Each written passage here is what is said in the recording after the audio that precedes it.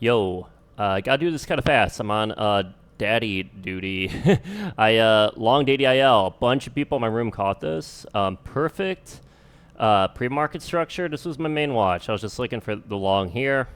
Um, and yeah, I mean, same thing as TKLF and a bunch of other recent market open longs. Really nice bullish volume, right? Increasing volume, increasing highs, 800K. And the quick dump. What's important about this is the best thing about this play was how the ask manipulation really contributed to having conviction, because normally I want it long 930, right? 930, I usually want to see like a push and a knife. But this is an exception because of what was happening on the book and what the market open bids look like, right? So, market open, first of all, 50K ask shows up. First of all, I want to say that on big days like yesterday with MIRA and CMAX, right? I said this in my Discord, that most of the gapped up pre-market stocks are not good longs. We saw this on SNGX. We saw this on MLGO. We'd have these big intraday 500, 600% moves. And then the next day in the pre-market, you'd have a bunch of stocks up, like, anywhere from like 80%, 100, 150%. Almost all those are bad longs. And I said that right away. I'm like the best longs are still always going to be the more bottomed out plays. And not only that, because there's kind of a rush of liquidity that came in, these longs have a lot of potential. I mean, this actually went almost 100% from entry. So it was kind of like NVVE, like my old NVVE video. Those plays have the most potential after big intraday moves, right? The more bottoming out plays. And this just had great ass manipulation. We'll show you the book. Like, they had 50K to shove this down. And this pullback was a lot like CMAX. Remember, CMAX had a crazy intraday parabolic, and they shoved it down where it was below 4.5, and they were just like doing games below 4.5 before the squeeze. So like aggressive selling from highs is always a bullish factor, especially when we have other factors in play. Like this was only up like 50%, which definitely the stronger market. I usually don't like plays up more than 50% for the market open long.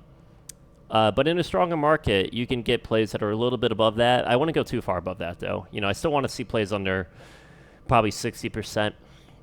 But these plays have more potential. But the interesting part is it started soaking on the 1 minute 50 here. And I didn't want to take this long, even though I had this like little mini like clear out candle and it started rotating back up. The only reason I didn't want to take that is because I don't like the time frame. I usually like to wait for market open on most of my plays. And you'll see like there's a lot of rotations, I think last week, that had these like curls right before market open. And I'm never in those, man. I'm never in those longs to start curling and pushing. That being said, AZTR, whatever that name was, that was an interesting play. Didn't have shares of short, didn't catch the long, so I don't really have a lot of commentary about it. But yeah, this was something I was talking about. I do these Sunday reviews where I go over all the plays for the week for my Patreon, and I take a bunch of notes and kind of talk about the things we saw this week. What are the recent themes? And a thing I commented on is like, man, I really want to get better at these secondary entries, right? I think that's like the big next step up in my long game, because a lot of times I'll catch the first. You saw this on my Amex video on Friday that I caught the first move, but I should have been adding into the second move, right? I think that's really but the thing about adding into second moves is you don't want the stock to extend too far away from these levels, right? For example, if this market open push went all the way like to the 2.4s or 5s and started putting back, it's a little more risky, right? Look at TKLF, for example. TKLF did a push, did a high day clear out, very similar to this, but when it was pulling back, it was still pulling back. You got this lower, I learned a lot from Mikey. Mikey Underdog smacked this in the 170s. What a G. But he was basing it off of, look at the book on this. Very interesting book on this play. But he was looking at this lower high and this little breakdown zone that he kind of marked here. So that can act as possible support, right? But yeah, this had interesting games because what happened was on these little pops here and here, there was a 40K ask holding it down that wasn't there. Would show up for a split second to prevent the stock from moving. And a lot of times when you get like very extreme bid ask games where it's like, I talked about this before, like 40K ask, 50K, 100K ask, 80K. A lot of times market makers will do that to control a stock, right? Essentially for chart paint. So you have to ask yourself, like, what is the purpose of that type of big ass showing up, right? What does it contribute to the chart? And like I said, I'm bullish these other factors. It's not up a whole lot. Volume's increasing, quick dump from highs. There's all these like kind of great factors adding up to this play. And then the 40K guy comes and starts shoving this down. And that's what gave me conviction in the long. And then we'll go over this long too. This was interesting because, again, quick pullback from highs. These always have potential, even though I did stop myself out and then relonged. But I was taking profits on these pushes. But then I relonged it and was able to catch a much bigger move. Final thing I'll say about these, a lot of these market open longs tend to top out in this 10 to 10:30 time frame, especially the more aggressive they push, the more likely they're.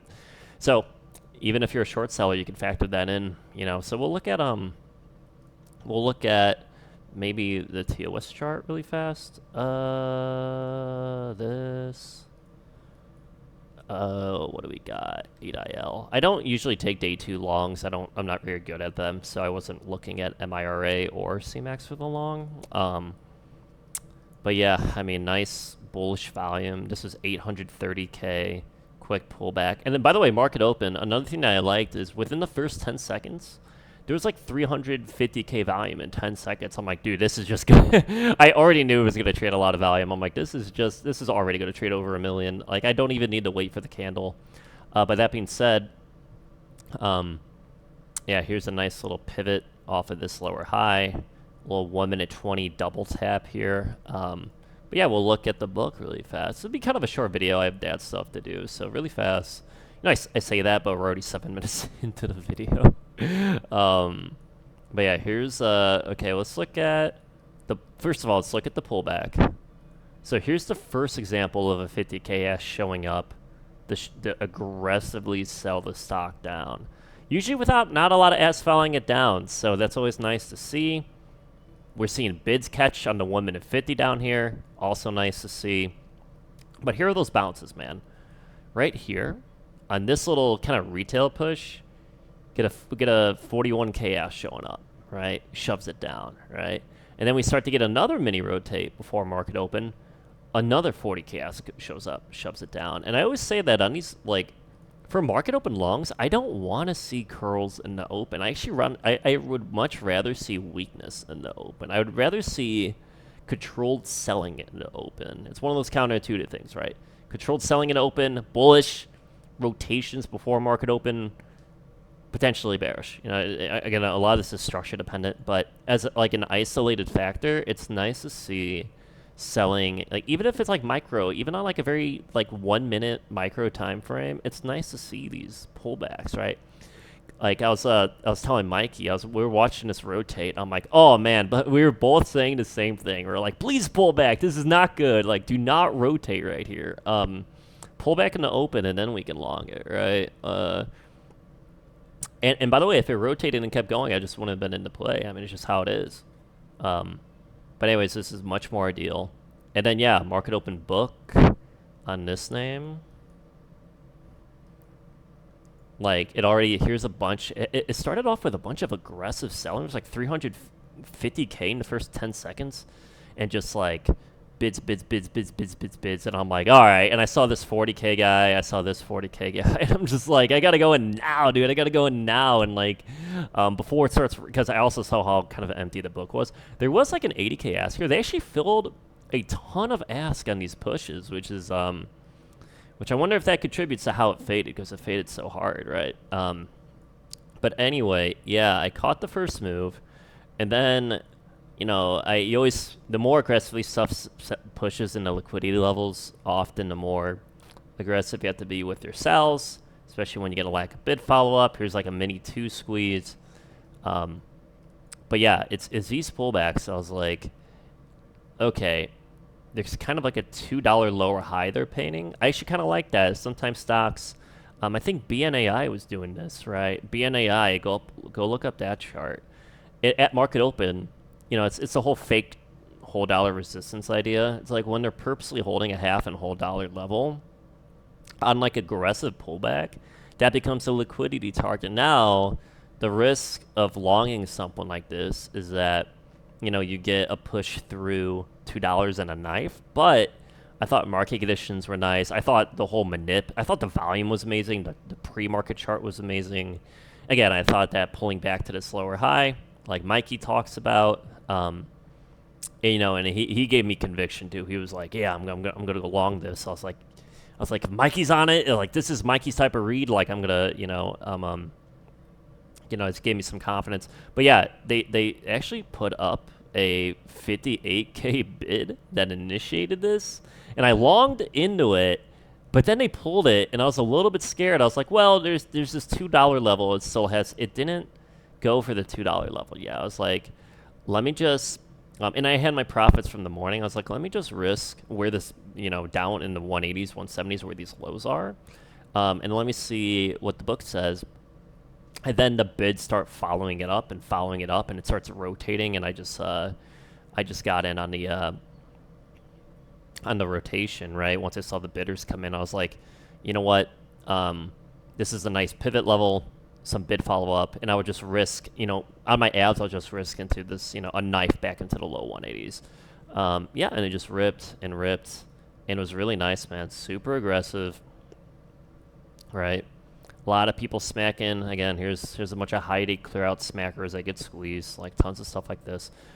Nice soaking, nice bid follow up. Quick knife, these quick knives, man. Quick knife. They put up God, what was this? Like a 40,000 share bid. Insane, man. With more bid follow up. And yeah, I mean, as long as the bid follow up is there, you can keep holding. I always sell some in the key liquidity levels, but let the 1 minute 9. If the volume's increasing, let the 1 minute 9 and 1 minute 20 catch up and see what the bids are, and you can, and that's why I got out, on these plays, especially once this got broken. I was like, I knew that 10 to 10:30 was the common time frame of these types of plays topping out. I was getting prepared to short this. I was kind of hoping it was getting walked down like this. It was getting walked down like this, and I was hoping it would get a rotation into 2.8s. And I was going to short it. This one actually had shares to short. I actually had shares, and then it didn't do what I wanted, but other people in my room caught it. Good for them, man. And that goes to show, not everyone in my room trades the same. We have shorts, we have longs, but I did see we had multiple short sellers in my room smack this long, and it was great to see. It was great to see them incorporate the bullish factors on a push like this. And I always say the best market open longs are the ones where the short thesis makes no sense. Unless you're one of these people that is short every pre-market pop, to me, this is we had an insanely strong day and the stock's up 45%, giving a really bullish structure. To me, the amount of bullish factors vastly, it outweighs the bearish factors so much that it makes no sense. Either in my opinion, either the long works, or it doesn't work, and there's no short entry. That is how I view it. I am my best longs are the ones that really have one bias, or it'll be the manipulated longs, right? Kind of some crazy 1 minute 20 Momo play and stuff like that. But overall, the best longs are the ones that have one thesis and have the volume and have the bids, right? So perfect market open long. It is actually the only thing I traded today. So realize, man, I haven't hit a big short in a bit. Maybe FFI. What was the last short since FFIE? I don't even know. I guess I'm just a long trader now. I guess it's fine. Don't have to pay borrow fees. And also on Trade Zero above $1, I don't even have to pay commission. So it's pretty nice in many ways. That being said, it's not like I'm closed-minded to short patterns. I guess I'm just too selective nowadays. Anyway, or just don't have shares. That's it, man. The market open long. Here's TKLF doing the exact same pattern.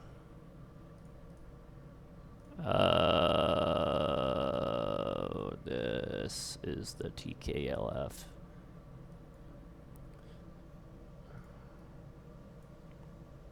Great market open structure. Heavy VWAP paint.